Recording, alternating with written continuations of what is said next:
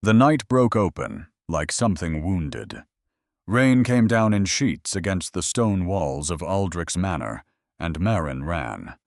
Barefoot, her thin nightdress already soaked through, clinging to her legs, pulling at her, like hands that wanted her to stay. Behind her, the iron gate slammed. Voices rose in the dark. Men shouting her name and torches bobbing yellow through the downpour, and somewhere the low bark of dogs waking to the hunt. She did not look back, because if she looked back, she would see the house. And if she saw the house, she would remember the last 3 years inside it. And if she remembered, her legs would stop, the way they always stopped, the way a body learns to stop, when it has been taught that running only makes the punishment worse. So she ran forward instead. Blood traced a thin, warm line down the side of her face from the cut at her temple, where his ring had opened the skin. An hour ago, maybe less. Time had gone strange the moment she decided to live. You will never leave this house alive. That was what he'd said. Lord Aldrich, with his soft voice and his softer smile, the smile that had fooled her father, fooled the whole valley, fooled her. Standing over her with the candlelight behind him, so she couldn't see his eyes, only the shape of him, huge and patient. A man who never rushed. A man who owned things and knew that owned things do not run, because where would they go? She would show him where. The forest rose ahead of her out of the rain. Black, enormous. Older than the manor, older than the valley, older than the name Aldrich, and every cruelty carried in it. The forbidden wood. The one mothers pointed to when children misbehaved. Go on, then, they'd say. Go on into the trees and see what lives there. Wolves the size of horses. Things with too many teeth. Things that answer to no king and no god. Maren had never believed it. Except tonight, she didn't care whether she believed it. Tonight, the thing behind her was worse than any story. A monster she could name. A monster who signed her marriage contract with a steady hand and called it love. She crossed the tree line. A branch tore her ankle open. She kept going. The mud sucked at her feet, cold and living, and the dark closed over her head like water. Rain thinned here, caught in the high branches, but the wind came harder, funneled between the trunks, pushing at her chest like a warning she was too far gone to heed. She fell, went down hard over a root she never saw, palms skidding in the wet leaves, a sob catching in her throat before she swallowed it back down. No sound. No sound. Sound was how they found you. She had learned that, too. On her knees in the black forest, chest heaving, Maren let herself have exactly one moment. One. She thought of a warm bed that had never hit back. She thought of a kitchen that smelled of bread, and her mother's hands, and the low murmur of a woman naming plants under her breath, fever, you for the head willow bark, for the ache yarrow to close a wound. She thought of a life she'd had before the marriage. Before her father, drowning in debt, had looked at Lord Aldrich's gold, and looked at his daughter, and decided which one he could part with. That girl was gone. She'd burned up the night she understood what her husband was. And what was left kneeling in the mud was something else. Something that had one thing left to lose, and had decided, finally, not to lose it. Maren got up. Lightning cracked the sky white, and in that half-second of terrible light, she saw it a shape between the trees, low and long, and hunched against the weather. A cabin. Half-fallen roof sagging one shutter hanging by a single nail. Abandoned for years by the look of it. Shelter. She went to it the way a drowning woman goes to driftwood. Not because it's safe, because it floats. The door shrieked when she hauled it open. Inside cold dust, the smell of old ash and older wood. She pushed it shut behind her, and the storm dropped to a distant roar, and Marin slid down the wall until she sat on the floor with her arms around her knees and her ribs aching where his boot had found them. She had escaped. For now. Because he would come. He always came. And if he sent the hunters, the real ones, the men who tracked deer through snow for sport, they would find where her feet had bled. The storm would wash some of it. Not all. Never all. She pressed a hand to her side and made herself breathe. The cabin was one room. A broken table. Shelves gone soft with rot. A hearth full of cold ash, and beside it, folded neat as a promise, a fur blanket someone had left behind a lifetime ago. Moth-eaten. Filthy. The most beautiful thing she had seen in 3 years. She needed fire. Her hand shook as she dug 2 pieces of flint out of the dust near the hearth, and she struck them, and nothing came. Struck again. A spark dead before it landed. Her mother's voice came to her low and patient. You don't force the spark. Love you. Invite it. And Marin almost laughed, almost broke, and struck one more time. The spark caught. A curl of smoke. A thread of orange in the dark.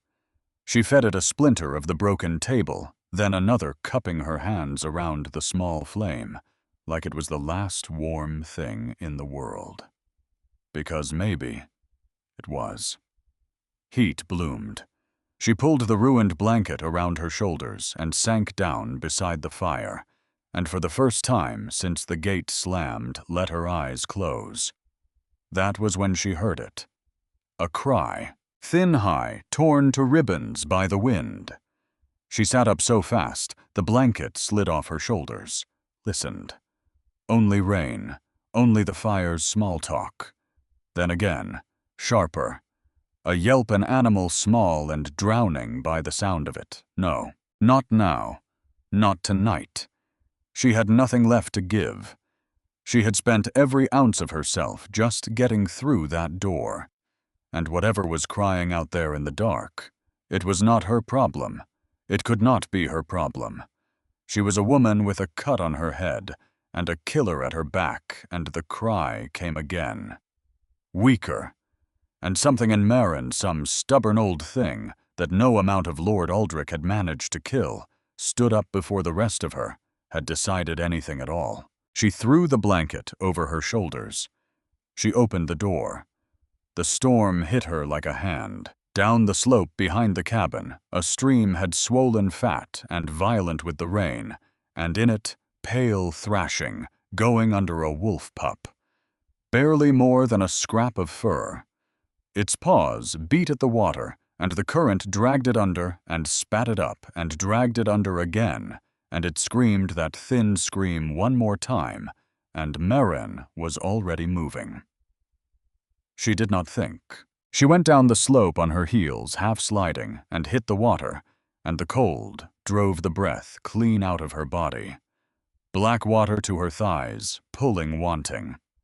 She lunged, missed, lunged again, and her fingers closed on wet fur just as the stream tried to take him past her, and she hauled him up against her chest and turned back toward the bank, with the water fighting her for every step.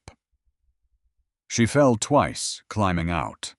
Both times she twisted so she'd land on her back and not on him. Then she was through the door, and it slammed, and the storm was outside again, where it belonged. The pup shook in her hands. So small. Ribs like a bird's heart going so fast she could feel it against her palm, a terrified flutter. She dropped to her knees by the fire and pulled the blanket around them both and rubbed the water from his fur with hands that would not stop trembling. "There," she whispered. "There. I've got you. You're all right." He was not all right. Her fingers found it as she worked a wrongness in one hind leg, The bone shifted where no bone should shift. Broken. Clean, but broken. And under the fear that was still shaking her own body, something older woke up. Something her mother had put into her hands before Maren was tall enough to reach the drying racks. She knew this. This she knew how to do. She looked around the ruined cabin and found what the forest and the years had left her. 2 straight splinters of the broken table. A strip torn from the hem of her nightdress, already ruined anyway. She worked fast and gentle, and her mother had talking low the whole time, not because the pup understood, but because her own voice steadied her hands. Easy, easy now. I know it hurts. I know. She set the leg, splinted it, bound it snug, not tight, and only when it was done did she let herself sit back on her heels and breathe. The pup's eyes opened. She had expected the flat brown of any young animal. What looked back at her was gold, a deep burning amber catching the firelight and holding it, and behind the color, something that had no business being in the eyes of a beast. Attention. Awareness.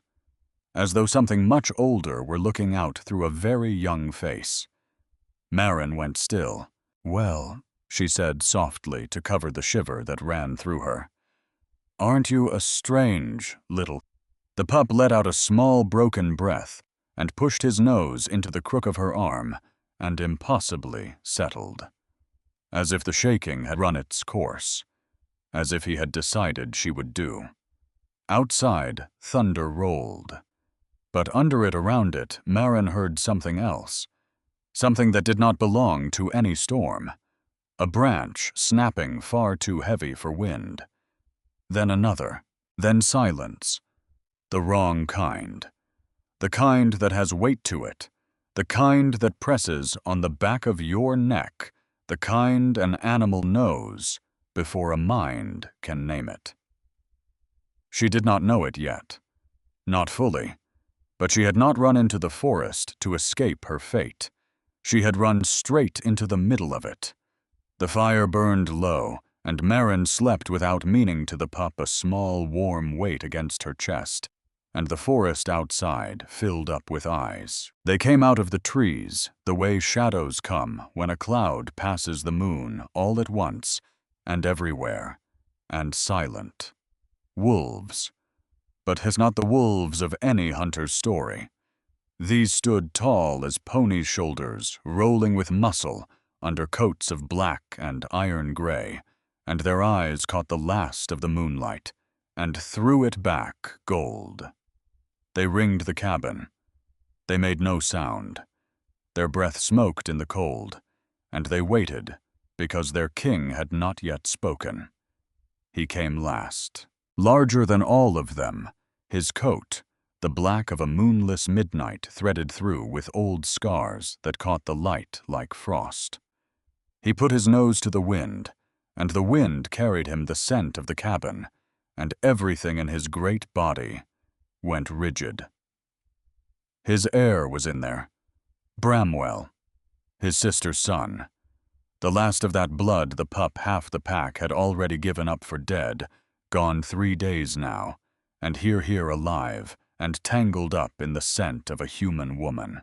The king's growl started so low it moved through the ground before it reached the ear. He came to the door. 1 step. 2. He could smell her fear soaked into the threshold hours old. He could smell her exhaustion. He could smell blood her own from a wound, and beneath it, something that stopped him cold where he stood. Bramwell's scent, not just near her, on her, in the particular way that meant hands, that meant a body curled around a body. That meant she had not merely found the pup, she had saved him, carried him, set his broken leg with her own fingers, and bound it with cloth torn from her own dress. A human had touched royal blood and healed it. The king lowered his massive head and breathed her in through the gap beneath the door. Slow the way a starving man breathes the smell of bread. And the thing that woke in his chest was not gratitude, though gratitude was in it. It was not hunger, though that was there too. It was older than either. It was the pull of a debt that the oldest law of the wood does not let go unpaid. Behind him, without a sound, the whole pack lowered themselves to the wet earth. They felt it move through him, that shift, that pressure in the air, and they bowed to it the way grass bows before a coming storm. Inside Maren slept on, unaware of the circle drawn tight around the walls, unaware of the gold eyes fixed on the door, unaware that the small life she had pulled from the water was not a stray at all, but the future of a kingdom she had never known existed, and that its king had just found the woman who saved it. She woke to growling. Not the pup. The pup was awake against her ears, flat, a tiny answering rumble in his chest aimed at the door. This other sound came from outside, from all around. Deep and layered, many throats at once, a sound that came up through the floorboards and into her bones. Maren was on her feet before she was fully awake, the small knife from her belt in her hand, back to the wall. She went to the window, and her breath stopped in her throat. They stood in a ring around the cabin.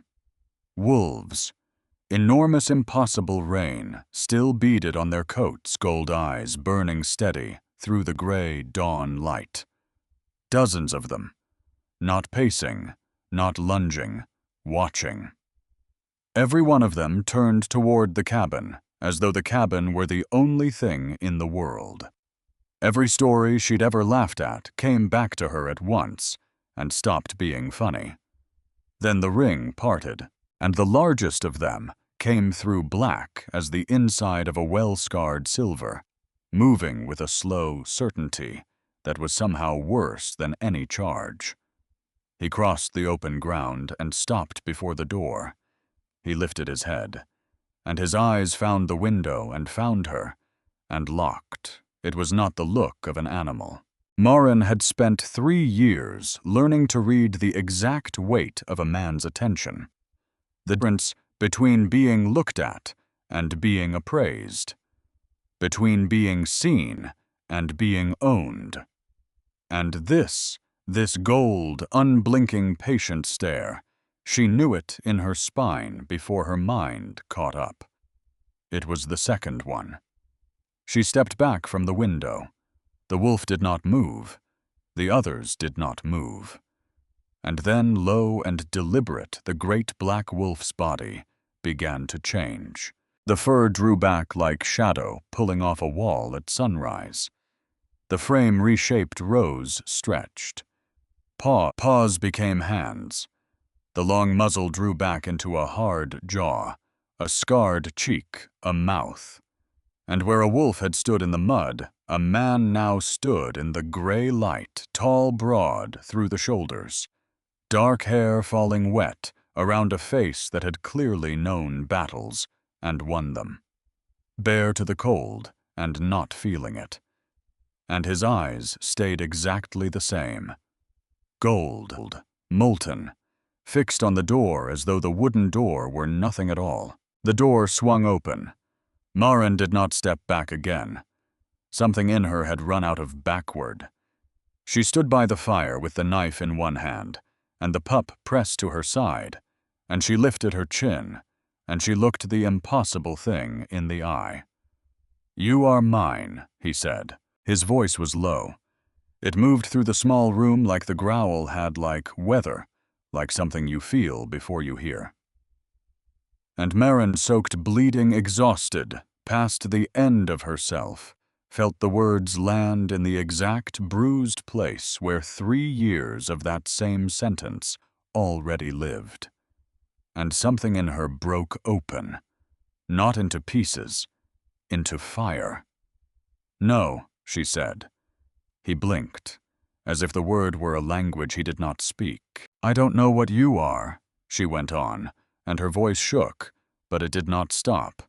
and I don't know what you think happened here, but I have spent 3 years belonging to a man who said those exact words, who smiled while he said them.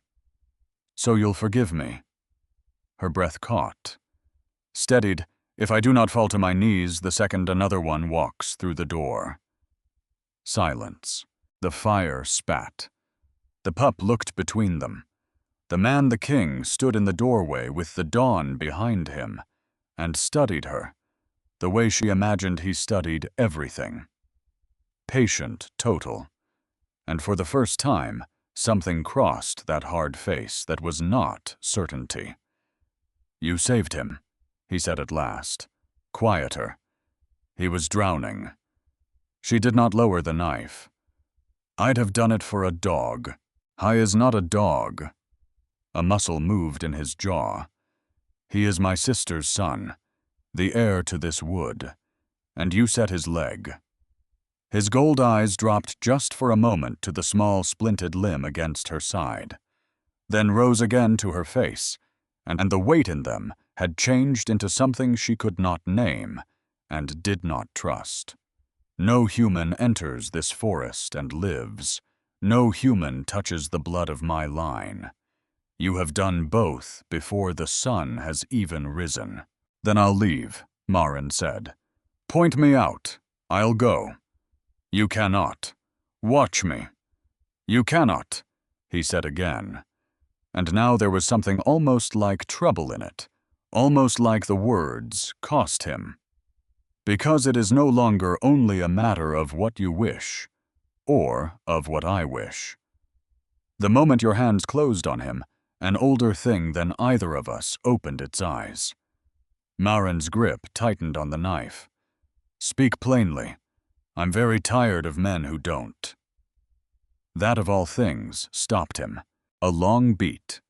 The gold eyes narrowed not in anger, in reassessment, as though she had turned out to be a different animal than the one he'd tracked to this door. "Doran," he said. "What? My name. You asked me to speak plainly. Men who don't, you said." Something that was almost the ghost of dry humor moved at the corner of his mouth and was gone. "I am Doran. I hold this wood and the pack that runs it. And you, Marin. He said it slowly, as if setting it somewhere he wouldn't lose it. "You have walked into the middle of something you do not understand. Your husband's men are already searching the valley. They will reach the tree line by midday. And now there is a debt in this forest with your name on it, whether either of us wanted it or not." Outside the pack shifted, a low ripple of sound, and Marin, standing her ground in a falling-down cabin, with a knife she barely knew how to use, holding a wolf child that had rewritten her fate while she slept, understood two things at once. The first was that she had not escaped anything. She had only traded one cage she understood for a wilderness she did not. The second, and this one frightened her far more, was that when this gold-eyed king said the word mine, some traitor part of her had not flinched, the way it flinched for Aldrich. It had listened. She hated that. She would deal with that later. "Midday," she said instead, and made herself think made her mother's steady voice rise up under the fear. "You said midday. Then we don't have time for prophecies and debts." She lifted the knife an inch, not a threat, now a question. "Tell me what's coming, and tell me what this creature really is. Because I did not survive that house just to die in these trees for want of a straight answer." Doran looked at her for a long moment. Then, and neither of them would understand it, until much later the king of the Forbidden Wood did something he had not done for any living soul in longer than he could remember. He answered her, but before the first word left him, the pup in Marin's arms went rigid. Ears up, a sound climbing out of that small chest that was far too large for it, a snarl of pure warning aimed not at Doran, aimed at the dark corner of the cabin, where the ash of last night's fire had been disturbed, where something had been left tucked beneath the rotted shelf that had not been there when Merrin fell asleep. Doran saw it the same instant she did, and the color drained clean out of his face, because the thing tucked in the ash was a token of the pack. A carved and knotted cord left as a message in the old way, and Doran knew the hand that had knotted it, and knew it should have been impossible for that hand to have come so close in the night, without a single wolf in his circle raising the alarm, which meant the danger to the air had not been the storm, or the stream. The pup had not fallen into that water. Someone in his own pack had put him there, and that someone had stood in this cabin, while Merrin slept close enough to touch the sleeping woman, close enough to finish what the stream had failed to do, and had chosen for reasons Doran could not yet fathom, to leave a message instead. The air was meant to die. The plot was already inside the walls, and the only person who had stood between Bramwell and the dark was a bleeding human woman who had refused twice now to belong to anyone at all. "Marin," Doran said very low, and for the first time the certainty in his voice had cracks running all through it. "Whatever comes next, do not let go of that pup."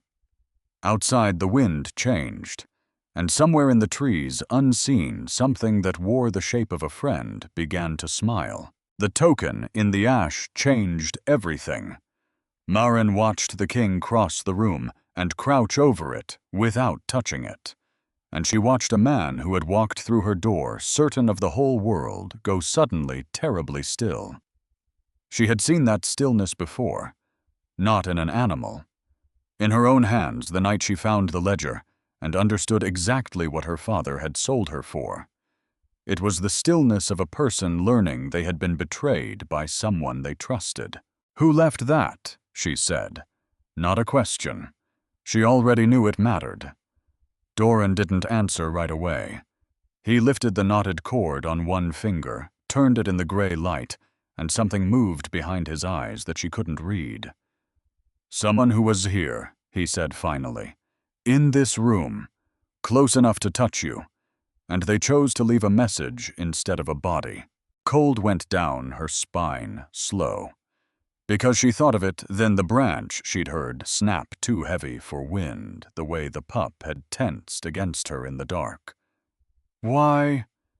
She could barely say it. "Why leave me alive?"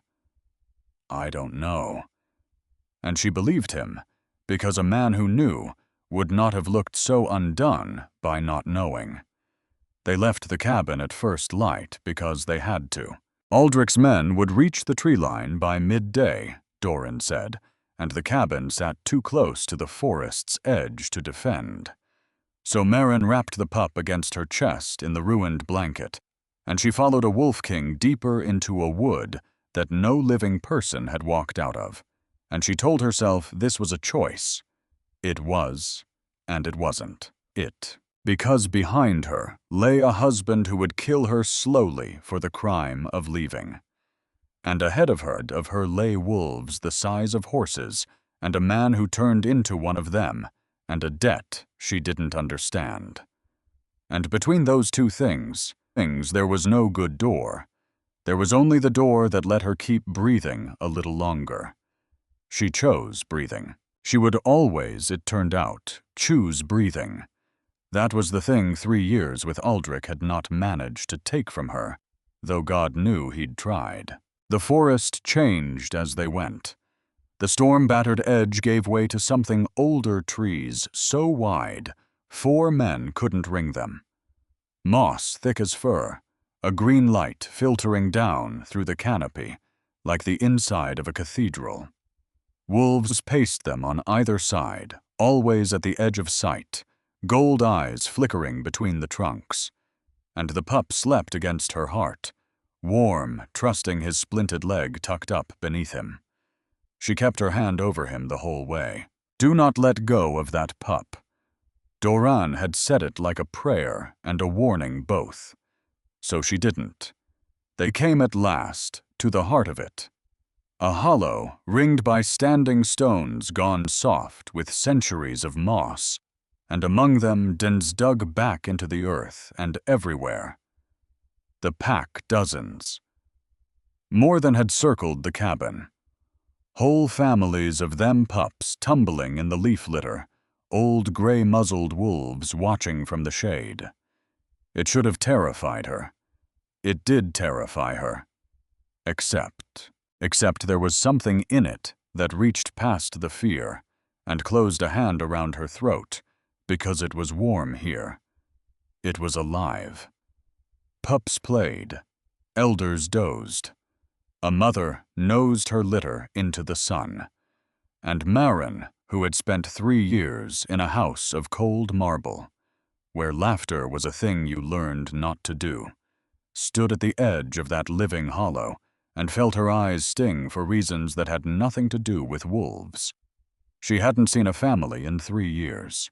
She'd forgotten what one looked like. "They know he's back," Doran said low beside her. The pack had gone quiet, every gold eye turning toward the small bundle at her chest. "They gave him up for dead 3 days ago." "He nearly was." Her voice came out rough. "His leg, I know." He looked at her then, and the weight of that look had changed again, softened at the edges into something that made her want to step back. "You set it, in the dark, with a broken table and your own dress." A pause. Where does a lord's wife learn to set a bone? And there it was, the question that opened the door to the only part of herself Aldrich had never touched. "I wasn't always a lord's wife," Marin said. "She earned her place with her hands. Not with the debt, not with the prophecy, not with anything the forest decreed. With her hands. Because on the second night the pup took a turn. Marin woke in the den they'd given her hers alone, a courtesy she didn't miss the meaning of to the sound of Bramwell whimpering, and she put her palm to him and felt the heat pouring off his small body like a stove, and her stomach dropped straight through the earth. Fever. High. Climbing. And she knew the way her mother had taught her to know that this was not the leg. The leg was setting clean. This was something in the blood, something that had gotten into him before the stream, before the cabin. Something that had been given to him. Poison. The word landed in her before she'd finished the thought, and with it a terrible clarity, the too easy fall into the water, the token in the ash, the branch that snapped too heavy. The pup had not slipped. He had been put.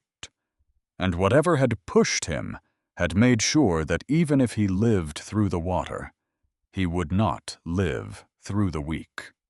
Marin sat back on her heels in the dark, and for one long moment felt the whole weight of it crush down on her. She could not do this. She was one woman. She had a cut on her head, and a killer in the valley, and now a dying child in her lap, and a forest full of creatures who could tear her apart if the child died in her care. Stop. Her mother's voice. Feverfew for the head. Willow for the ache. You don't force the spark. You invite it. One thing at a time. She got up. She went to the mouth of the den, where a great gray she-wolf stood guard, and she looked into those gold eyes, and did the only thing she could think to do. She spoke to it like a person. "I need Doran," she said. "Now. And I need every plant in this forest that I can get my hands on before dawn. He's been poisoned. If I don't work fast, he dies. Do you understand me?" The she-wolf looked at her for a long, unreadable moment. Then she turned and ran into the dark. They worked through the night, the king and the human woman. He could not read the plants, but he knew the forest knew where the water ran cold, and where the old growth kept its secrets. And so, she named what she needed, and he brought it, ranging out and returning with roots clenched in his jaws, with bark, with the pale mushrooms that pull venom, the way a wick pulls flame. And Merrin ground and steeped and strained by firelight, her mother's hands moving in her own 3 years of forced forgetting, falling away as the knowledge came back whole. She did not sleep. Neither did he. Somewhere in the black middle of that night, kneeling across the fire from each other, with a fevered pup between them, Doran spoke. "You keep his head lifted when he drinks," he said, "so he doesn't choke. Where did you learn that?" "My mother." Maren didn't look up from the poultice. She was the woman people came to when the physician had given up, or when they couldn't pay one. Her jaw tightened. "She died when I was 17. My father had debts. A lord came with gold." She pressed the poultice to the small wound she'd found on the pup's flank, the entry point she was sure of it now, where the poison had gone in. "You can guess the rest." Silence from the other side of the fire. "He said it too." She went on quieter, because the dark made it easier. "Aldrich, the first night, you are mine. Like it was a gift he was giving me." Her hands didn't stop working. "I believed him for about a month. It took me 3 years to stop." "And yet," Doran said slowly, "when I said it you did not weep. You reached for a knife." Maren's hands did still then, just for a breath. "Yes," she said. "Well, I'm a slow learner, but I do learn." And across the fire, the Wolf King looked at her with an expression she would turn over in her mind for many nights after, because it was not the look of a man who wanted to own a thing. It was the look of a man who had just realized he had never once in all his long life been refused, and that he did not entirely hate it. By dawn, the fever broke. Bramwell drank on his own. His eyes cleared that strange ancient gold, blinking up at her with something that was unmistakably relief. And he pushed his nose into her palm and sighed, and Maren put her face down against his small, warm side and let herself shake finally now that it was safe. She had saved him twice. The pack had watched her do it. And when she came out of the den into the pale morning light gray with exhaustion, she found them changed. The wolves that had watched her with wariness now watched her with something else. They lowered their heads as she passed. An old female pressed her huge skull briefly against Maren's hip once and moved on. She had not been given this. She had earned it, and the difference was the whole world. The gift started after that. She'd wake to find them at the mouth of her den. Berries still cold with dew wrapped in broad leaves. Soft furs laid out with care. A comb carved from antler. And on the third morning cut into the wood of the den's frame a pattern of knotted lines she didn't recognize, old symbols, precise, that seemed almost to pulse in the low light. Doran found her tracing them with one finger. "Protection," he said. "Old markings. They tell the pack this den and the one inside it are not to be touched." Maren kept her finger on the carved lines. "You did this." "Yes." "Why?" He was quiet a moment. "In the old stories," he said, "a wolf leaves a gift at the door of the one he means to court. Food to say, you will not go hungry. Fur to say, you will not go cold. The markings to say—" He stopped. "To say what?" "You will not be harmed. Not while I draw breath." And Maren, who had spent 3 years being given things, jewels and gowns, and a great cold house, every one of them, a chain with a bow on it, felt her throat close. Because she knew this shape. She knew exactly what it was to be given things by a powerful man who called it love. She turned to face him. "In my old life," she said, and her voice was very steady, "a powerful man gave me gifts too. A ring, a house, a name, and every single one of them was a wall dressed up as a window." She held his gold gaze without flinching. "So you'll understand if I don't know how to read these. Because the last time a man told me you will not be harmed, he was the harm." Doran took that. He didn't flinch either. And what he said next was not what she expected. "Then I read them wrong for you," he said. "Not you are protected because you are mine." He gestured to the carved lines, slow. "You are protected because you are free to leave. And a thing that is free to leave and stays is worth more than a thing that is kept." Silence stretched between them long and full. "You can go, Marin," he said. "The moment the air is well and the valley is safe, I will walk you to the edge of this wood myself. That is the promise under those markings. Not that you are caught." His jaw worked. "That you are choosing." And Marin, who had been braced her whole life for the other answer, did not know what to do with this one. So she said the only true thing she had. "I'm not going anywhere until I know who poisoned that child." "No," Doran agreed. "Neither am I." The truth came apart, slowly, the way truth does. She learned the pack's shape in the days that followed, who deferred to whom, who ate first, who slept at the edges. And she learned to see the one who didn't fit. A lean, gray wolf silver at the muzzle, though not old, who watched the others the way Aldrich had watched a room. Measuring, counting, waiting. His name was Cassian. And when he took his human form, tall, elegant, a smile that never once reached his eyes, Marin felt the hair rise on her arms because she had married that exact smile. She knew it in her bones. He was charming to her. That was the tell.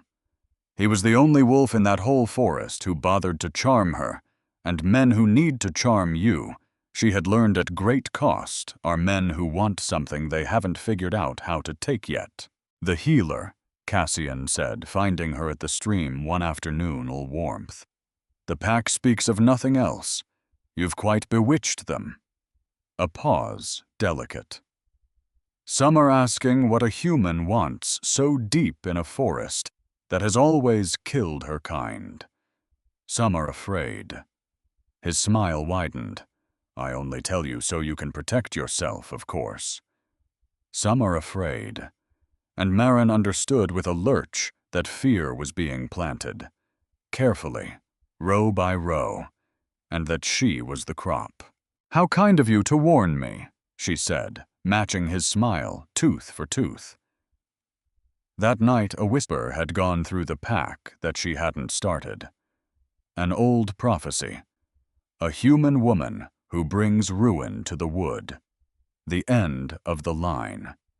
By morning 3 wolves who had bowed to her the day before would not meet her eyes. She had seen this before too.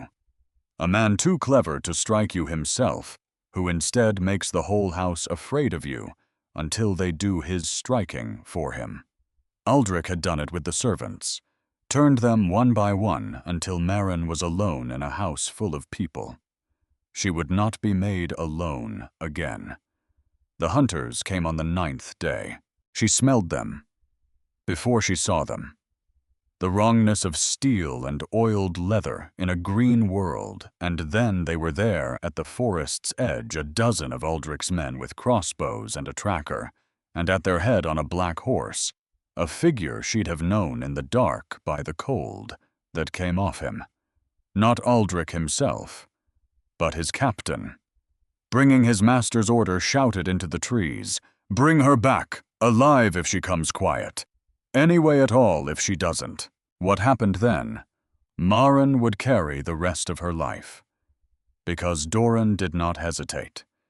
He put himself between the tree line and her human, then not the shift, rolling over him like a wave. And the pack came out of the wood on either side. A wall of teeth and gold eyes, and the hunters' horses screamed and reared. And the men, brave in the valley, went pale as the forest itself rose against them. They loosed their bolts anyway. Fear does that. One found its mark. Doran took it high in the shoulder as he drove the captain's horse back, and Maren saw the shaft go in, saw the great black body falter, and something in her chest tore clean in two. She was moving before she decided to. Straight into it.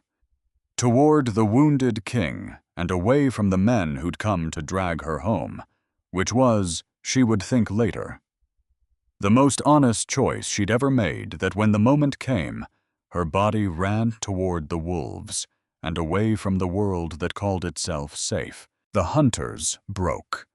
The pack drove them from the trees, and the wood went quiet, and Maren dropped to her knees in the moss beside a bleeding king who had put himself between her and the arrow. "You," she said, hands already moving, already seeking, "are the single most reckless creature I have ever met, and I once married a man who dueled over a card game." Doran half shifted, breathing hard, huffed something that might have been a laugh. "The bolt has to come out," she said. "It's going to hurt more than anything has ever hurt you. And you're going to hold still and let me, because for once in your enormous, stubborn life, you do not get to be the one who protects. Do you understand me? Tonight you let yourself be saved." He looked up at her, gold eyes fever bright, and something passed between them that had no name yet. "Yes," he said, and he let her. She got the bolt out. She packed the wound and bound it and sat with him through the worst of it, the way she'd sat with the pup, the way her mother had sat with strangers who couldn't pay. And in the long dark hours, with the fire low, and the pack sleeping in a protective ring around them, both Doran told her the thing he had not told her yet. "The debt," he said, his voice rough with pain. "The one that opened when you saved him. I let you believe it bound you to me." A long breath. "It doesn't. It never did." Maren went still. "The old law only opens a door," he said. "It cannot make anyone walk through it. That takes two. Both choosing. Every day, choosing again." His gold eyes found hers in the firelight. "I told you that you were mine because that is what my father said, and his father, and every king of this wood, back to the first. I said it before I knew you, before I knew better. And now." Now Doran said, "I would not have you if you were bound. There is no honor in a caught thing." He looked away into the fire, and what he said next cost him, and she knew it. "I watched you for you. Not because a debt told me to. Not because a prophecy named you. I watched you because a woman half drowned and bleeding pulled my heir from a river and set his leg with her own dress, and refused to kneel to me, and I had never in my life seen anything I wanted to be near more." The fire cracked. Outside an owl. And Maren sat with the thing she had waited her whole life to hear from a powerful man, and had never once believed she would. "You are free, and I choose you anyway." "I don't know how to trust that," she said. Honest, because he'd been honest. "I know," Doran said. "I'm not asking you to. I'm asking you to let me earn it. Every day. Like a thing worth earning." She didn't answer him that night. She wasn't ready, and he didn't push, and that the not pushing did more than any gift or any oath. But something had shifted, and they both knew it. She was still sitting beside him, near dawn, half asleep, her hand resting on his uninjured shoulder, When the she-wolf who guarded her den came racing into the hollow, hackles up a sound in her throat that woke every wolf in the ring at once. Doran was up despite the wound, Maren on her feet beside him, and Cassian walked into the hollow, unhurried, that smile in place. But he was not alone. Behind him, at the edge of the trees, where no man should have been able to stand, was a human, one of Aldrich's. The captain from the tree line, alive, unbound, standing at Cassian's shoulder like a guest, like an ally. The hollow went utterly silent, because there was only one way that man was still breathing. Only one way he'd walked into the heart of the pack and lived. Someone had let him in. Someone had made a bargain. "You've all been so frightened of the human woman," Cassian said, pleasant as ever, spreading his hands to the watching pack. "The prophecy, the ruin she brings. And here I've gone and found proof of exactly whose side she's truly on." He tilted his head toward the captain. "Her husband's men welcomed into our forest. However did they find us, do you think? It was a lie. A beautiful backwards, perfectly aimed lie, the traitor, pointing at the innocent and crying, 'Traitor,' first loudest, before she could open her mouth. And Maren looked at that smile, and looked at the frightened faces of the pack turning toward her, and felt the floor of the world tilt toward a very old, very familiar trap. She had two choices. She could defend herself, protest, deny, and look exactly as guilty as he needed her to look. Or she could do the thing Cassian, in all his cleverness, would never expect from a caught woman. She could go on the attack. "How did they find us?" Maren repeated slowly into the silence. And she did not look afraid, because she wasn't. Not anymore. She was something colder and clearer than afraid. She turned to the pack, to all those uncertain gold eyes, and she raised her voice so every one of them would hear it. "Yes, let's ask that. Let's ask how a dozen men walked straight to a forest that has hidden itself for 1,000 years. Let's ask who left a token in the ash of a cabin the night your heir nearly died. Let's ask." She turned and leveled one finger at that elegant, smiling face. "Who stood over me while I slept close enough to kill me and chose not to, because a stranger would have. Only someone who needed me alive to blame would have let me live." Cassian's smile did not waver, but something behind his eyes did, and the pack, the whole silent watching pack, turned slowly to look at him. The trap had been set for her. She had just handed it back. The pack turned to look at Cassian, and for one held breath, the whole hollow balanced on the edge of a knife, because a room full of frightened creatures can turn either way, and Maren knew it. She'd stood in rooms like this. She'd been the one they turned on. So she did not let the silence close. She filled it. "The token in the ash," she said, still pointing, her voice carrying to the farthest den. "Show it to them, Doran." Doran lifted the knotted cord high, and the older wolves saw it, and a low sound moved through the pack, recognition, and the beginning of understanding. "Only a wolf of this pack knots a cord that way," Doran said. His voice was iron. "It was left in the cabin the night Bramwell was poisoned. Left by a hand that walked past every sentry I posted. Left by someone the sentries did not challenge, because they knew him." Cassian's smile finally broke. "You'd take the word of a human," he said, turning to the pack, spreading his hands. "Over your own blood, she's clouded your king's mind. Look at him wounded defending her. Ask yourselves what she is. I'll tell them what I am." The words came out of Maren before she'd planned them, and she stepped forward into the center of the hollow where every gold eye could find her. Her heart hammered. Her hands shook. She let them. because she was done hiding what it cost her to stand. "I am a healer's daughter," she said. "I set the heir's leg with my own dress. I pulled the poison from his blood with my own hands 3 nights ago, while this one—" She did not look at Cassian. She looked at the pack. "Did nothing. I have no prophecy. I want no throne. I came to this forest with a cut on my head and a dead woman's book of plants running from a man who called me his property. And I will not let another clever man in a nice smile decide what I am before I've had the chance to show you myself." Silence. And then into it a small sound. Bramwell.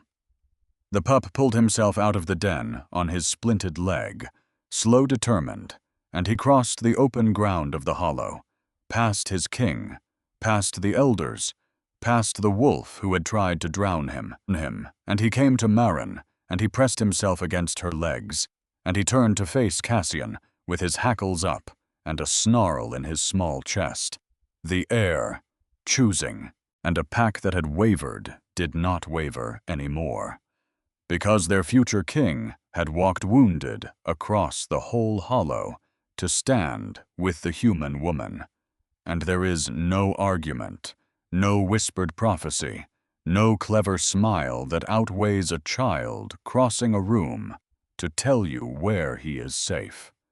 The wolves lowered their heads, not to Cassian, to her. Cassian ran. Of course, he ran. Men like him always run the moment the room stops being afraid of the person they told it to fear. He bolted for the trees, shifting mid-stride, and 2 of the pack's fastest went after him. But he'd planned his escape the way he planned everything, and he was gone into the deep wood before they could close the gap. Gone. But not far. Maren knew that too. Men like Cassian don't leave. They regroup. They come back with something worse.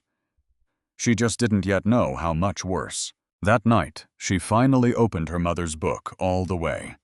She'd carried it for 9 days against her chest through storm and stream and fever, and she'd used it the plant pages, the ones stained and dog-eared from a lifetime of use. But there were other pages. Pages near the back she'd never read, because as a girl, they'd frightened her full of her mother's smaller, older hand, and drawings that didn't look like anything that grew. She read them now by firelight with Doran resting beside her healing, and Bramwell asleep against her side. And the forest she'd stumbled into stopped being a stranger, because her mother had been here. The drawings were the standing stones of this very hollow. The old markings were carved in these pages in her mother's hand, decades before Doran ever carved them on Maren's den. And there was a name written and underlined, and written again, the way you write a name that has hurt you. Cassian. Maren's blood went cold. She read it 3 times to be sure she wasn't inventing it. She wasn't. Her mother had known this pack. Her mother had been trusted, here a healer welcomed into the wood, the way Maren had been welcomed, and her mother had been driven out. Betrayed. By a lean gray wolf with a smile that never reached his eyes, who had wanted something decades ago that a human woman stood in the way of. Doran. Her voice didn't sound like her own. My mother knew this place. He came awake fully, and she showed him the pages, and she watched the last piece land in him, watched him understand that the thing in his pack had been rotting there far longer than he'd feared, that Cassian had betrayed a healer once before and been patient enough to wait a generation, and had likely engineered this whole ruin, the poisoning, the prophecy, the alliance with Aldrich's men, not for the throne alone, but because the healer's daughter had walked back into the one wood he'd worked so hard to make sure no healer ever entered again. You were never a stranger here, Doran said quietly. You were coming home. You just didn't know it. And Maren, who had spent 3 years being told she belonged to a place that only ever caged her, put her hand flat on her mother's book and understood finally what it was, to belong to a place that had been waiting for her. It undid something in her, gently, the way a fist unclenches after a long time held tight. Aldrich came on the last morning of winter. He did not send the captain this time. He came himself, because Cassian had gone to him. Maren understood at once Cassian in a man's shape at the edge of the wood, whispering to a lord who wanted his property back, the way the traitor whispered to everyone. I can get you into the forest. I can hand you the woman. All I need in return is the pack leaderless and mine. 2 men who called love ownership standing, shoulder to shoulder, at the tree line. Her husband, and the wolf who'd betrayed her mother. It should have frightened her. It steadied her instead, because she finally understood the shape of the thing she was fighting. It had always been the same thing, wearing different faces. A man who cannot love a thing without a leash on it. And she was done being anyone's leashed thing. Aldrich's soldiers came through the trees with fire torches to burn the wolves out, and the wood filled with smoke, and the scream of horses, and the roar of the pack. And in the chaos, Maren did not run to hide, and she did not stand frozen, and she did not wait to be saved. She got to work, because a healer's daughter knows what smoke does. She knew which way the wind would carry it, and she knew the pale-capped mushrooms Doran had gathered for the poison could be dried and thrown on a fire to double the smoke and blind the men who made it. She knew the stream's cold cut, and where the ground turned to bog that would swallow a horse's leg. She had spent 9 days learning this forest, the way she'd once learned a cruel house, every exit, every weakness, every place a person could hide or fight or breathe. She turned that knowledge into a weapon. She moved through the smoke, directing wolves the way her mother had once directed a sick room. You here, you there. Drive them toward the bog, pull the wounded back to me. And they listened. This human woman, moving calm through the fire, with a healer's certainty, and they listened, because she had earned every ounce of it twice over in blood and fever and truth. Doran fought beside her, not in front of her, beside her. And that was the whole of how far they'd come, that the king who'd walked through her door saying, "You are mine," now took his place at her shoulder, and waited to hear where she needed him. It came down to the 2 of them in the end, as she'd known it would. Aldrich found her in a clearing where the smoke thinned, and he had his sword, and his face was the calm, patient face she'd spent 3 years learning to dread.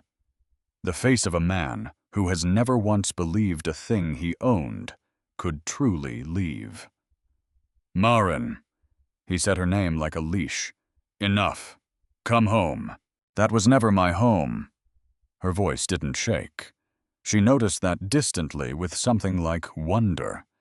It didn't shake. It was your house. I only ever lived in it the way a bird lives in a cage. You confused the 2. You always did. You're my wife. I was a payment, she said. My father's debt with a ring on it. You never wanted a wife, Aldrich. You wanted a thing that couldn't leave. And you spent 3 years teaching me I was that thing. She lifted her chin. You were a poor teacher. It didn't take.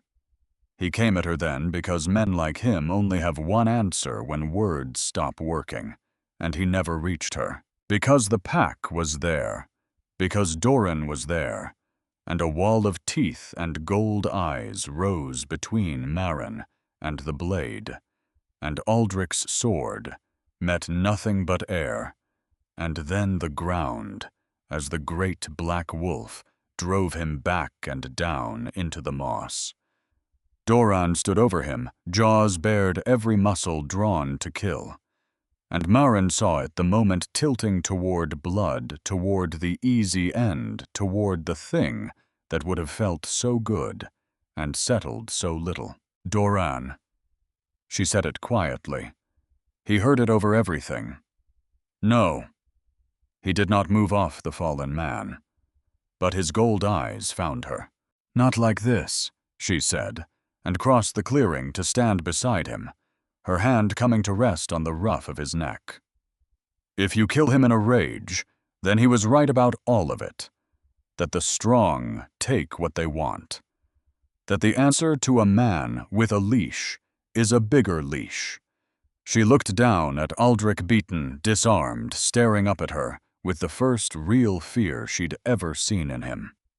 He'll answer for what he is, but he'll answer to law, not to your teeth, because we are not the thing he says we are. For a long moment, the wolf did not move. Then Doran stepped back, off the man, and shifted bones and shadow rolling into the shape of the king, standing tall and terrible over the lord who had come to burn his home. And his voice, when it came, was fit to shake the trees. You will be bound, he told Aldrich, and given to your own valley's justice with witness of every wrong you did her, which the pack will carry to men who can weigh it. You wanted her to have nowhere to go. A cold, cold smile. She has a whole forest, and you have a long walk to a cell.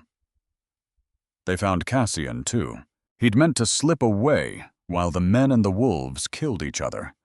That was always the plan of men like him, to let others bleed and walk into the empty throne after.